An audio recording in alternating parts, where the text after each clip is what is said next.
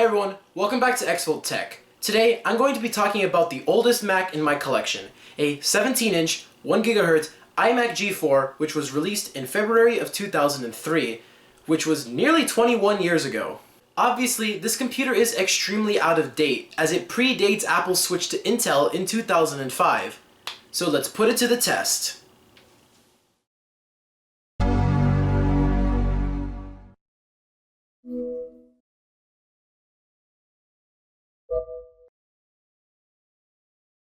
This iMac G4 is sporting a PowerPC G4 chip with a clock speed of 1 GHz. It also includes 512 megabytes of DDR memory with a clock speed of 266 MHz, as well as a 40 GB hard drive. In terms of graphics, the iMac G4 comes with an NVIDIA GeForce 4 MX graphics card with 64 megabytes of video RAM. Of course, this iMac comes with a super drive, mounted on the front of the machine, which uses a tray loading mechanism. Finally, this specific model of the iMac G4 has a built-in 17-inch widescreen flat panel display with a resolution of 1440 by 900. The G4 processor in the system is not by any means fast according to modern day standards. Even the operating system that it runs on, macOS 10.4.11, is extremely outdated as it was last updated in 2007. By default, Safari will not work well at all with any modern websites, but if you're in any way familiar with web browsing on the PowerPC processors, you'll know of a thing called 10.4 Fox, which unfortunately went out of date about 2 years ago. So the best way to really get any decent internet browsing on the iMac G4 or any PowerPC processor really is using Interweb PPC. Interweb PPC is actually based off of 10.4 Fox, so while 10.4 Fox itself is no longer supported, Interweb PPC has basically taken its place. Using this browser, it can access most websites with ease. Yeah, it loads extremely slowly. I wouldn't recommend it. When it comes to video editing, I'm not actually going to be talking about that in this video. Rather, this is going to be a separate video that will likely come after this video or after the next video. And what am I going to be editing is I'm going to be taking this iPhone 3GS to school and doing a couple of videos just for fun, and then editing it together. The final project for that will go on the Extras channel, and of course the video of me actually editing it will come on this channel. So stay tuned for that. The iMac G4 has a wide array of ports, more than any other iMac as far as I know. It has a mini VGA port, 3 USB 2.0 ports, 2 FireWire 400 ports, the power plug, a 56K modem, Ethernet, a speaker mini jack, headphone jack, and an audio line-in jack. What's actually useful today?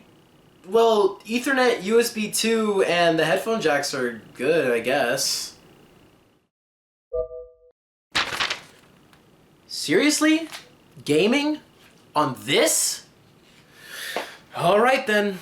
So I've already mentioned the graphics card that this iMac has. It is an NVIDIA GeForce 4 MX graphics card. Now that sounds badass, but I'm sure it sounded even better in 2003. So let's see how it actually performs. So I tried a few older games from around the time that this iMac came out. Specifically, all of these games are a few years older than it, so of course it actually performed really well on it. I doubt you'd be able to do any modern gaming on it, so at most it'd just be a retro gaming machine. But as far as I know, I've had almost no issues with gaming on this iMac. First I tried Doom, which shouldn't be surprising because as they say, Doom runs on everything, and it handled it beautifully. Next was a game called Cro-Mag Rally, which is just a caveman-themed racing game. It was released in the year 2000 and performed with no issue on the Mac. I just didn't know how to play it. The last game I tried was Halo Combat Unleashed, or whatever the name of the game is. I wanted to pick a more demanding game to kind of really push the limits of the iMac G4, especially because the game actually came out after the iMac. It came out in November 2003, and the iMac G4 performed decently well. On like high combat scenes it did kind of stutter a bit, but overall it did a pretty decent job at running the game for as much as I played of it. The iMac G4 is okay at repairability. To open the iMac G4, you have to turn it on its side and unscrew the bottom plate to reveal the Airport Extreme card and one of the RAM slots. To get further in the system, you have to unscrew some more screws and then remove the bottom.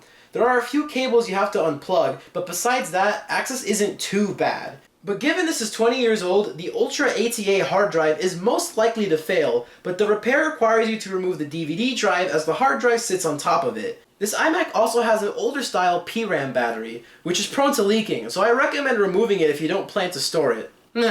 I think I'll give it a 5 out of 10. In conclusion, the iMac G4 is okay. I wouldn't expect anyone under the age of 70 to be using this as their daily driver.